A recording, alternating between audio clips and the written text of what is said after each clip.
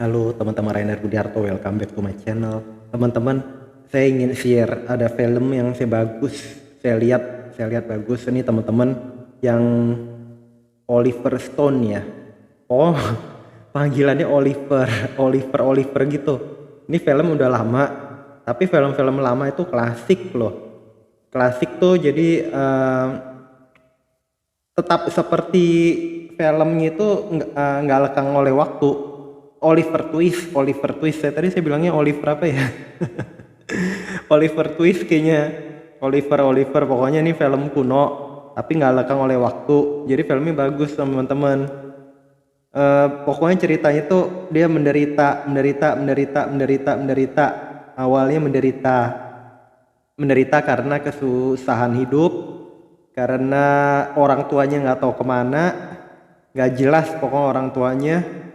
Pokoknya dia udah makin besar digambarin. Kemudian dia kan harus makan orang ya. Orang harus hidup, harus hidup bisa agar bisa makan kayak gitu. Tapi namanya anak kecil nggak ketahuan kan. Ya kalau orang tuanya nggak ada, jangan kan gitu. Kalau orang tua ada tapi nggak ada kekuatan apa-apa juga repot. Nah ini orang tuanya nggak ada, nggak jelas, lalu dia jadi harus, nggak tahu kenapa dia makin besar, pokoknya udah besar posisinya. Kemudian dia jadi harus bekerja di tempat pemintalan benang. Awalnya yang saya lihat, sebelumnya ada kayaknya, cuman saya nggak inget. Ya dia awal masuk di pemintalan benang gitu. Kemudian dia harus ngambilin benang dari buntelan yang udah ada rusak, yang udah agak rusak, buntelan kan yang sudah agak rusak dia harus ambilin satu persatu gitu. Kemudian tujuannya untuk dibuat lagi yang baru. Mungkin teknologinya kan zaman dulu belum seperti sekarang ya. Jadi mungkin dari bahan yang bekas, manual sekali buat ngerjainnya. Udah gitu ya, sewaktu-waktu dia makannya dikit. Anak-anak di sana dikasih makan dikit.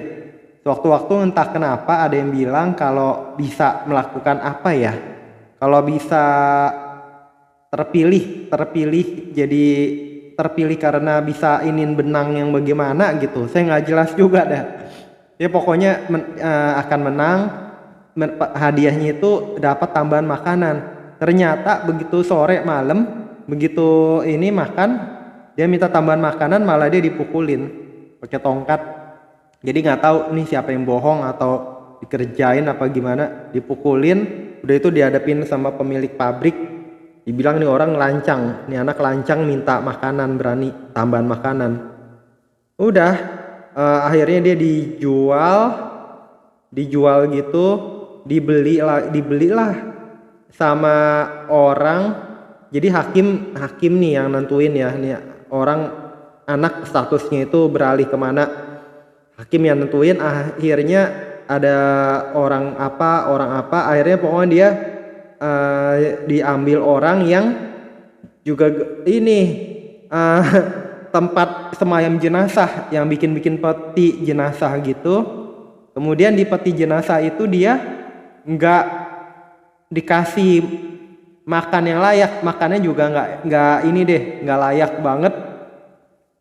Terus dia ada di situ, ada anak yang lebih gede, anak angkat juga lebih gede, tapi ini mojok-mojokin, ngehina ibunya segala, padahal dia juga mungkin nggak tahu ibunya yang mana. Akhirnya dia serang itu anak, si Oliver serang tuh anak.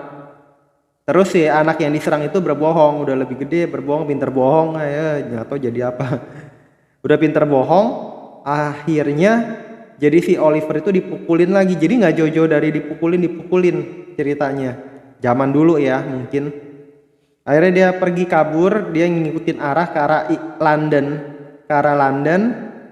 Di perjalanan dia udah kelaparan, nggak bisa makan, nggak tahu itu sakit mak apa enggak. Sakit mak itu yang sakit seperti diiris-iris pakai cutter lambung. Dia dikasih makan, waktu dia pingsan kelaparan dikasih makan, akhirnya dikasih tempat tinggal semalam. Besoknya dia sama orang tua, ibu tua, jadi ada aja bantuan-bantuan gitu di perjalanan. Kemudian besoknya dia melanjutkan perjalanan, sampailah dia di kota London dengan kelaparan yang luar biasa. Dia bertemu dengan kelompok pencuri dengan berpakaian necis, berpakaian rapi necis, tapi ternyata adalah komplotan pencuri. Dan alhasil ia masuk ke komplotan itu, dia disambut dengan baik, diajarkan cara mencuri, kayak gitu. Makanan apa kayaknya terjamin gitu ya. Kemudian suatu waktu dia waktu mau beraksi mencuri, dia ketangkep. Jadi ya sebenarnya dia komplotan juga, cuman kemudian waktu dia ketangkepnya itu karena dia larinya paling lambat, akhirnya dia ditonjok sama seseorang yang berhasil menangkap di depannya. Udah ditonjok, dipukul, dimasukin lah ke pengadilan. Di pengadilan dia ada kesaksian dari pemilik toko melihat bahwa bukan dia yang mencuri ya, padahal ya sebenarnya komplotan juga ya, cuman ya serba salah, kehidupannya demikian ya, nggak tahu lah, pokoknya serba salah. Akhirnya ada yang bilang bukan dia mencuri walaupun dia salah satu komplotan. Nah itu nggak diperjelas nih, apa karena dia komplotan sehingga dia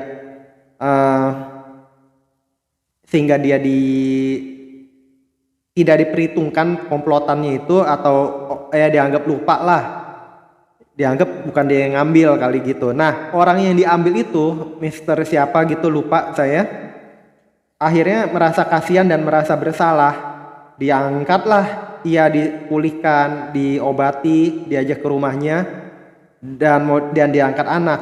Namun kerabatnya mengatakan, kerabatnya nih orang tua yang kaya, hati-hati, nggak tahu nih siapa dia.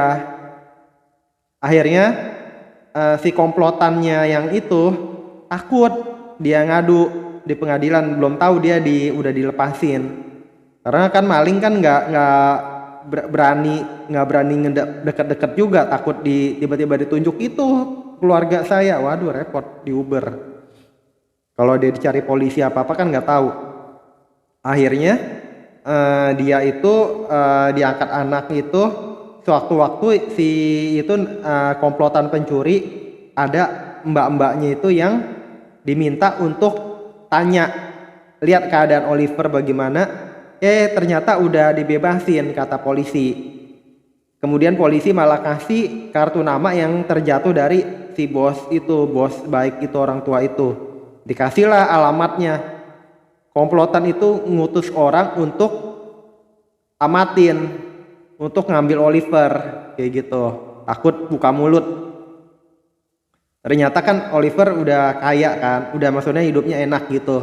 Dia nggak peduli di Olivernya ditarik, diculik gitu, diawasin berhari-hari. Jadi teman-teman hati-hati, komplotan pencuri maling itu ngawasin saat korbannya lengah. Jadi suatu waktu udah diawasin berhari-hari, Oliver juga ngerasa nggak ada apa-apa kan. Ya mungkin ada perasaan gimana, ketar-ketir, tapi ya udahlah, jalanlah, mau gimana. Bukan tipikal ngumpet atau gimana kan, nggak tahu lah. Sampai dia diminta sama ayah angkatnya untuk memberikan uang kepada kolega sebagai bayaran atau bagaimana. Di jalan dia diculik, dibawa balik ke tempat komplotan mencuri itu.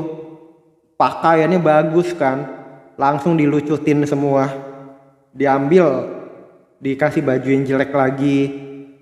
Udah gitu dia dipaksa lagi untuk jadi mencuri lagi kayak gitu.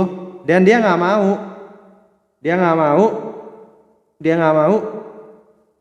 kabur, ditangkep lagi.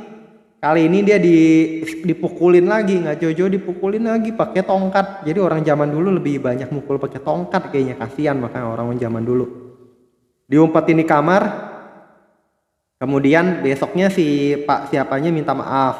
Cuman itu hanya kedok. Ternyata sore malamnya lagi diajak ke tempat yang bapak yang udah ngangkat dia jadi anak buat dicuri hartanya. Komplotannya jahat, demikian kayak gitu. Udah Begitu sampai dia mau kasih tahu, cuman si bapak itu kan juga bingung. Nggak tahu kenapa dipikir dia yang ngebawa komplotan itu ke rumah itu. Walaupun si Oliver ditembak dan diseret lagi balik. Tapi dianggap ketangkep karena ketangkep nih. Sehingga dia diseret balik sama komplotannya. Jadi belum jelas dia itu kenapa datang. Dan dipikir dia yang ini sama-sama jahat kayak gitu. Cuman karena dia ditembak kan, luka gitu, ada peluru nyasar. Dibawa pulang. Nah di sana ada mbaknya lagi yang cantik banget, cakep. Akhirnya ngobatin dan merasa kasihan, kemudian melaporkan ke bapak angkatnya Oliver besokan harinya. Cuman kan dia disuruh buntutin karena si bos pencuri ini curiga nih, kenapa nih sering pergi kemana nggak jelas kan. Udah gitu, ya udah tawan, dia ngadu, dia minta apa ya? Pokoknya ngadu dan minta agar Oliver dibebasin, diminta lapor polisi. Waduh, nggak terima kan si bapak ini, komplotan pencuri yang punyanya itu, bosnya pencuri. Setelah si perempuan mbaknya yang cantik itu pulang, dipukulin mukanya semua, hancur badannya sampai mati, gambaran kayak gitu. Udah meninggal, langsung si yang ngawasin sebelumnya itu kok begini kelakuan si bapaknya pencuri, bapak pimpinan pencuri kok begini. Akhirnya udah waktu dia diminta lagi buat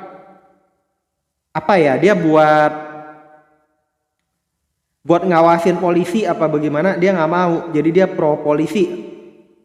Dia disuruh Oliver udah nggak mau, pokoknya disuruh udah nggak mau. Nggak tahu kenapa ada bantuan anjingnya si bos pencuri ini tiba-tiba yang sering dibawa itu, dan polisi sudah mengendus nih, udah dilaporin sama perempuan yang tadi dibunuh itu, lari keluar dan ke arah polisi. Nggak tahu kenapa jalannya seperti itu, dia seperti alamnya itu menyambung teman-teman. Ya udah sampai ke polisinya ngikutin tuh anjing, tapi tuh anjing kan nggak tunjukin mana. Jadi ceritanya begitu, nggak tunjukin jelas ini ke arah mana. Si yang ngawasin awalnya itu yang jadi nyebabin perempuan dibunuh, kesel, dia teriak dari jendela, di sini pencurinya berada. Waduh, udah akhirnya pada denger Oliver jadiin sandra sama si bosnya pencuri. Tapi nggak tahu kenapa waktu dia mau kabur, si bos pencuri akhirnya kecekek, mati, tergantung, jadi mati gantung diri, tergantung di gantungan. Waktu dia mau pindah dari genteng ke genteng lain pakai tali, dia tergantung, meninggal, bunuh diri.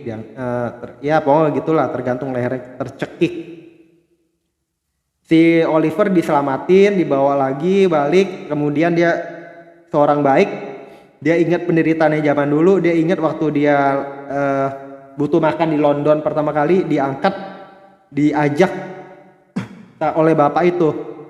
Akhirnya dia jenguk ke penjara, dia dibisikin katanya dikasih warisan gitu.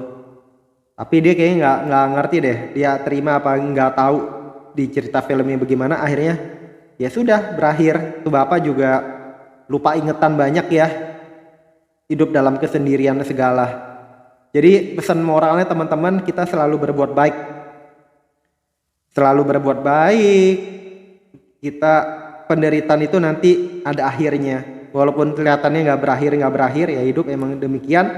Tapi tetap ada keadilan. Selalu ada keadilan. Di tengah ketidakadilan, di tengah penderitaan, di endnya selalu ada keadilan. Apalagi ditambah, ingat teman-teman, berdoa. Jangan berbuat salah kayak gitu. Semoga bermanfaat teman-teman. Jangan lupa subscribe, like, share, komen. Sampai jumpa di video-video saya berikutnya. Bye bye teman-teman.